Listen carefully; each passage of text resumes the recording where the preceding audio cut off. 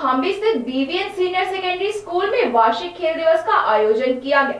कार्यक्रम में बतौर मुख्य अतिथि अंतर्राष्ट्रीय खिलाड़ी शांतनु ठाकुर पहुंचे।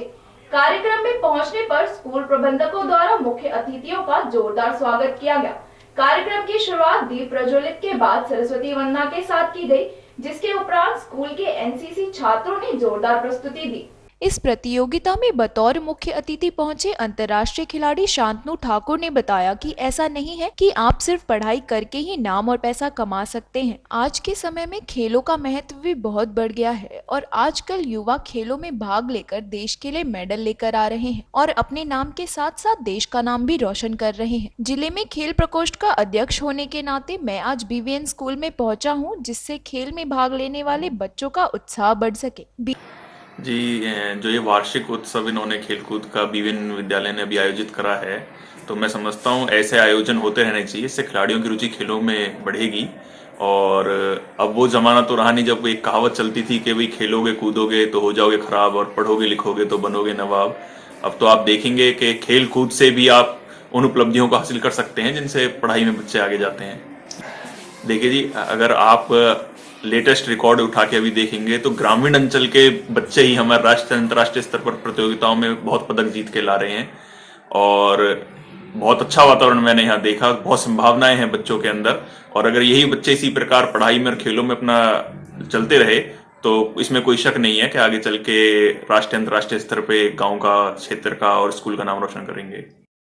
बीवीएन स्कूल के चेयरमैन मोहन श्याम शर्मा ने कहा कि शिक्षा व्यापार नहीं है, बल्कि छात्रों को सही ज्ञान की राह दिखाना ही अध्यापक का दायित्व है, ताकि छात्र अपने अभिभावकों और समाज की उम्मीदों पर खरा उतर सके। इसी उद्देश्य के साथ स्कूल में बच्चों को शिक्षा देने का प्रयास स्कूल प्रबंधन द्वारा किया जा रहा है। स्कूल के प्रिंसिपल ललित शर्मा ने कहा कि बच्चे कई बार शिक्षा को लेकर भारी दबाव महसूस करते हैं, इसीलिए शिक्षा के साथ साथ खेल भी बेहद जरूरी है। खेलों से बच्चों का भौतिक और मानसिक विकास होता है, साथ ही उनमें प्रतिस्पर्धा की भावना आती है ताकि जीवन के हर मुकाम को जीत सकें। हमारा ये मानना है कि केवल क्वेश्चन आंसर लर्न कराना या किसी एग्ज़ाम में परफॉर्म कराने से बच्चे का कैरियर ग्रोथ नहीं होता। बच्चे के अंदर बहुत सारे टैलेंट होते हैं।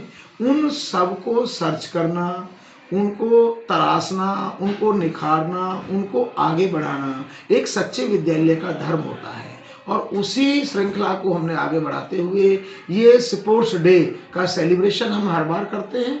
इसमें हम फर्स्ट डे गर्ल्स और प्राइमरी विंग को रखते हैं और सेकंड डे में हम 6th to 12th क्लास के बॉयज़ का कंपटीशन कराते हैं। तो उसी के संदर्भ में हमने ये आयोजन कराया। मोटिवेशन करना या किसी बच्चे को एक टैग लगाना, बच्चे को बताना कि यू आर ग्रेट और आपके अंदर ये टैलेंट है, इसके लिए उसको सम्मानित कराना, उसका फोटो कराना, उसको कुछ सम्मानित राशि देना, उसको अवार्ड देना, ये एक स्कूल का काम है और हम उसे पूरी तरह से करते हैं। बीवीएन स्कूल से शिक्षा प्राप्त कर चुके कवि मोहित मनोहर ने अपने स्कूल टाइम के किस्से को बताते हुए छात्रों का मनोबल बढ़ाने का प्रयास किया।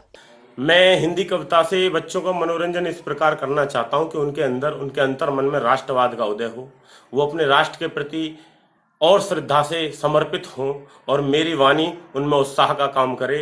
मैं अपने भावों को इस तरह उकेरना चाहता हूं कि मेरी एक पंक्ति, मेरा कोई एक शब्द उनके जीवन में काम आए। जब जब वो नैराश्य में हों, उन्हें उत्साह और ऊर्जा का संवेग मिल पाए।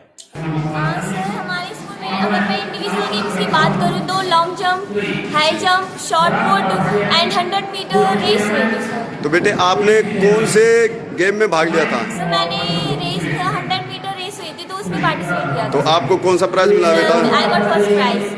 इस मौके पर बतौर विशिष्ट अतिथि पहुंचे वरिष्ठ पत्रकार अनूप पराशर और राजकुमार भाटिया ने छात्रों को अपने संबोधन के दौरान नशे से दूर रहने के लिए प्रेरित किया, साथ ही गुरुजनों का सम्मान हमेशा करते रहने के लिए भी प्रेरित किया। सर्वप्रथम मैं उन सभी बच्चों को बधाई देता हूं जिन्होंने इस खेल प्रतियोगिता में पुरस्कार जीता। इसके साथ ही वो बच्चे भी निराश न हों जो प्रतियोगिता में जीतने से वंचित रह गए, वो आगे मेहनत करें और ज़्यादा से ज़्यादा मेडल लेकर आए। बच्चों, शिक्षा के साथ साथ आज खेल भी बहुत ज़रूरी हो गया। खेल से हमारा जहाँ शारीरिक व मानसिक विकास होता है, वहीं आज हम उसमें उपलब्धियाँ प्राप्त कर सकते हैं। अच्छी से अच्छी जगह पहुंच सकते हैं।